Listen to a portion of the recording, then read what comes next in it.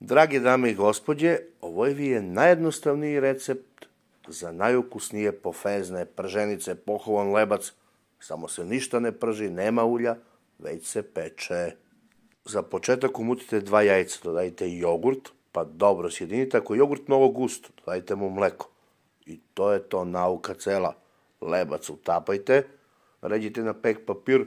Ja sam čak koristio i stari pek papir gde sam pekao žužu, zato što je ovo vlažno, sočno, ne može se papir upali.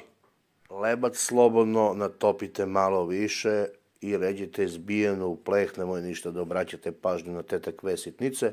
Sa višak ovaj fil, kako god ga zvali, umak, prelite, rasporedite svi jušku da lebac još to lepo upije, rednu na 220 15 minuta i evo ga rezultat.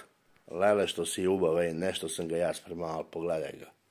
Mekan, sočan, a pečen. Pa šta ćete više, be? Uz ovoj čaška i jogurt ili kiselo mlekce i ništa više. Prijatno, do novog recepta. Ljubim vas.